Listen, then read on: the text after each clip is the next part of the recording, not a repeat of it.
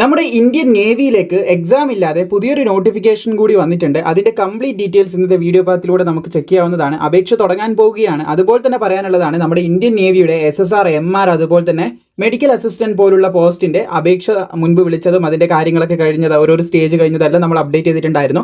So അതിന്റെ final result ഇപ്പോൾ വന്നിട്ടുണ്ട്. നമ്മുടെ മെറ്റീരിയലൊക്കെ വാങ്ങി പഠിച്ച ഒരുപാട് പേർക്ക് സെലക്ഷൻ നേടാനായിട്ട് സാധിച്ചിട്ടുണ്ട്. അതിലൊരു ഉദ്യോഗാർത്ഥിന്റെ ഒപ്പീനിയൻ നമ്മൾ ഇന്നലെ വാട്സപ്പ് ചാനലിൽ കിട്ടിയിട്ടുണ്ടായിരുന്നു. ലിങ്ക് തായുണ്ട് വാട്സപ്പ് ചാനലിന്റെ. എന്തായാലും നമുക്ക് പുതിയ നോട്ടിഫിക്കേഷൻ നിങ്ങൾക്ക് ഇവിടെയായിട്ട് കൊടുത്തത് കാണാൻ സാധിക്കും. ആദ്യം നമുക്ക് റിസൾട്ട് എങ്ങനെ ചെക്ക് ചെയ്യാന്നുള്ള കാര്യത്തിലേക്ക് കിടക്കാം. അതിനുശേഷം ഇത് നമുക്ക് നോക്കാം. സോ ഇവിടെ നിങ്ങൾ കാണുന്നത് ഇന്ത്യൻ നേവിയുടെ സൈറ്റാണ്. ഇവിടെ നിങ്ങൾക്ക് SSR അതുപോലെ MR അഗ്നിവീറിൻ്റെയാണ്. അഗ്നിവീറിൻ്റെ റിസൾട്ട് ചെക്ക് ചെയ്യാനായിട്ട് സാധിക്കുന്നതാണ്. അതിൻ്റെ ലിങ്കാണിത്. സോ ഇവിടെ നിങ്ങളുടെ യൂസർ ID പാസ്വേഡ് ഒക്കെ കൊടുത്തിട്ട് ക്യാപ്ച കൃത്യമായി കൊടുത്ത് ലോഗിൻ ചെയ്ത് കഴിഞ്ഞ് നിങ്ങളുടെ മാർക്ക് എത്രയുണ്ട്, കട്ട് ഓഫ് ക്രോസ് ചെയ്തോ, എത്രയാണ് കട്ട് ഓഫ് ഉള്ള മുഴുവൻ കാര്യങ്ങളും മനസ്സിലാക്കാം. SSR MR 02/2026 റിസൾട്ടാണ്, ഫൈനൽ റിസൾട്ടാണ് ഇപ്പോൾ നിലവിൽ ഡിക്ലെയർ ചെയ്തിട്ടുള്ളത്. നിങ്ങൾക്ക് ചെക്ക് ചെയ്യാം. ഇത് SSR MRൻ്റെ ആണ്. SSR MR അഗ്നിവീറിൻ്റെ. പിന്നെ മെഡിക്കൽ അസിസ്റ്റൻറ്റിൻ്റെ ഉണ്ട്. അതിൻ്റെയും ലിങ്ക് താഴെ കൊടുത്തിട്ടുണ്ട് കേട്ടോ. അത് ഇതുപോലെ തന്നെയാണ് ചെക്ക് ചെയ്യേണ്ടത്. സൈറ്റിൽ ഇവിടെ SSR MR പകരം അവിടെ എന്ത് എഴുതിയിട്ടുണ്ടാവും, മെഡിക്കൽ അസിസ്റ്റന്റ് എന്ന് എഴുതിയിട്ടുണ്ട്. സോ ലിങ്കും കാര്യങ്ങളൊക്കെ താഴെ കൊടുത്തിട്ടുണ്ട്. അതിലൂടെ ചെക്ക് ചെയ്യാം നിങ്ങൾക്ക്.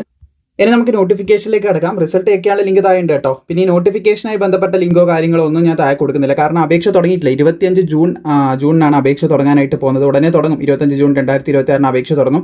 ഇത് എംപ്ലോയ്മെന്റ് ന്യൂസിലുള്ള ഒരു ഷോർട്ട് നോട്ടീസ് മാത്രമാണ്. ഒഫീഷ്യൽ നോട്ടിഫിക്കേഷൻ ഉടനെ റിലീസ് ചെയ്യും. അപ്പോൾ നമുക്ക് ഡീറ്റെയിൽ വീഡിയോ ചെയ്യാം. ഇപ്പോൾ ഇതിൻ്റെ ഷോർട്ട് ആയിട്ടുള്ള ഇമ്പോർട്ടൻറ്റ് ഡീറ്റെയിൽസ് നമുക്ക് പെട്ടെന്ന് ചെക്ക് ചെയ്യാവുന്നതാണ്.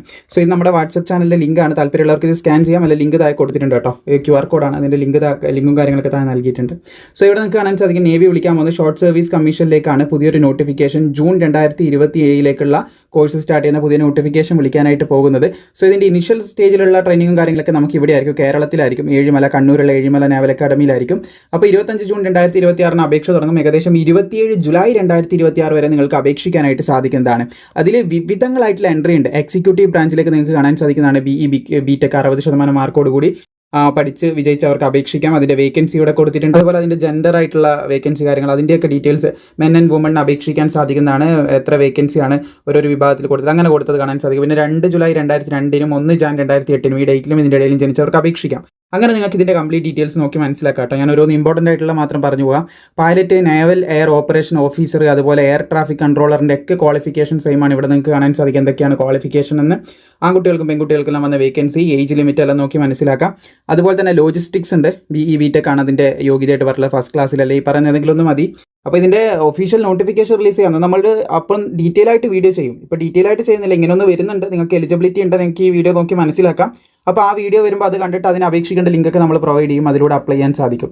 അപ്പോൾ ഇവിടെ നിങ്ങൾക്ക് കാണാൻ സാധിക്കുന്നതാണ് അടുത്ത പോസ്റ്റും കാര്യങ്ങളൊക്കെ. ഇവിടെ അപേക്ഷിക്കാനായിട്ട് BE/BTech 60% മാർക്കിൽ ഇവിടെ പറഞ്ഞ ഏതെങ്കിലും ഒരു ട്രേഡിൽ അല്ലെങ്കിൽ ഫീൽഡിൽ മതി കേട്ടോ. പിന്നെ ഇംഗ്ലീഷിൽ മാർക്ക് വേണ്ട കാര്യങ്ങൾ ഇവിടെ പറയുന്നത് കാണാൻ സാധിക്കുന്നതാണ്. കാൻഡിഡേറ്റ് മസ്റ്റ് ഹാവ് 60% മാർക്ക് 10ലോ അല്ലെങ്കിൽ +2ലോ ഉണ്ടായിരിക്കണം എന്നുള്ള കാര്യം പറയുന്നുണ്ട്. അത് 10ലോ +2ലോ 60% നിർബന്ധമായിട്ട് വേണം. പിന്നെ 60% മാർക്ക് ഇംഗ്ലീഷിൽ 10ലോ +2ലോ വേണം. അതും കൂടി പറയുന്നുണ്ട് കേട്ടോ.